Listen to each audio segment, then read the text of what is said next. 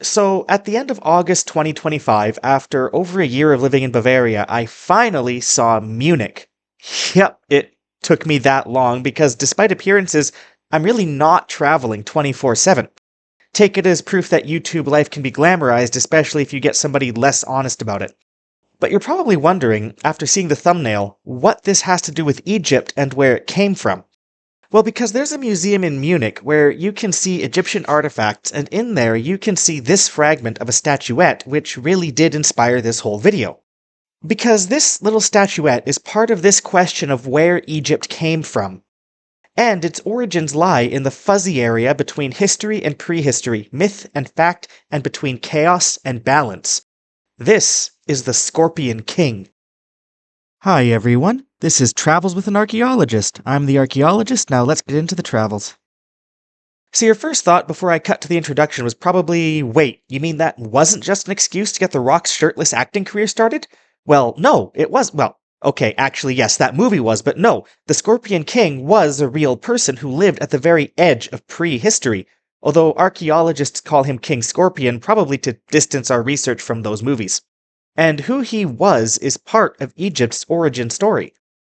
But let's discuss where Egypt came from before we discuss the Scorpion King's place within that story. Egypt's first king, Narmer, founded the capital of Memphis sometime before 3000 BCE, and this is considered to be the event that marked the kingdom's creation. Everything else you associate with Egypt, the pyramids, the pharaohs, the temples, and all the gold, all stemmed from this one singular event which marked the unification of Egypt and Narmer's victory over his rivals. But of course, unification implies division, and rivals implies that it was no sure thing. And this is where today's topic begins.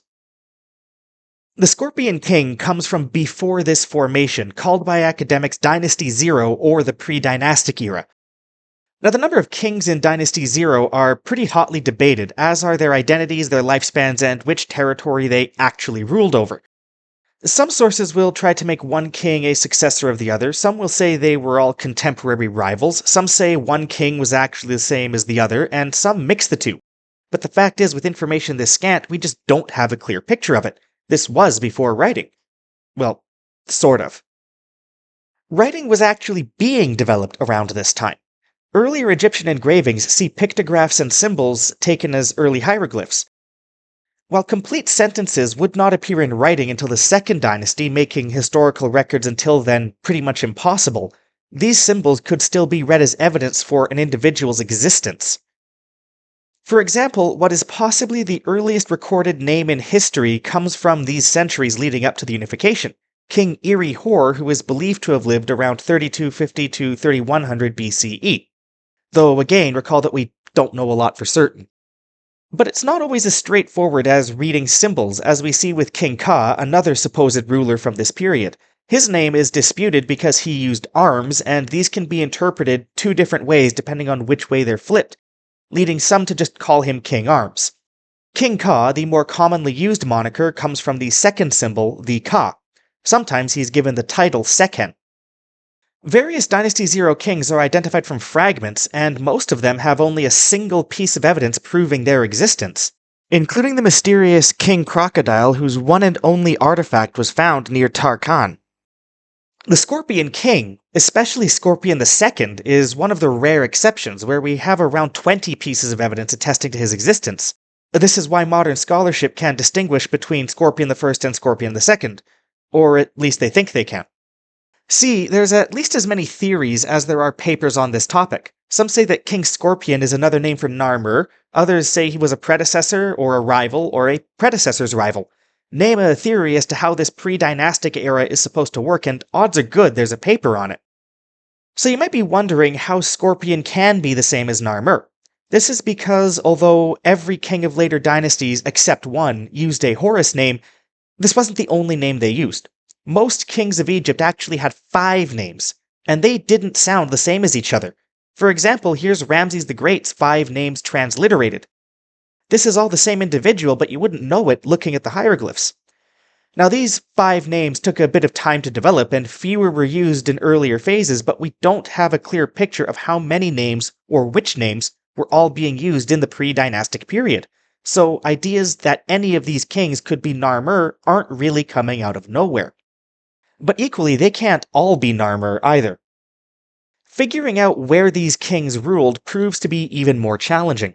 Some theories have emerged about exactly where the early kingdoms were, but the three contenders most often cited are Thinis, Nakata, and Nekhen or Hierakonpolis. But I should say, again, none of this is universally agreed, and other theories and centers will emerge. King Scorpion is thought to have ruled over Nekhen Hierakonpolis in particular, as all of his depictions have been found only in that region. However, some have suggested he may also have ruled parts of Lower Egypt, and given that he shows the crown of Upper Egypt in his depictions, a few academics say he was the king of a unified Upper Egypt. The names of Ka, iry-hor, and Narmer are all found together in the same tomb in Abydos, leading many scholars to believe that these three kings were related, if not the same person outright. But there are various problems associated with drawing any solid conclusions about this period, perhaps the biggest issue coming from the Egyptians themselves.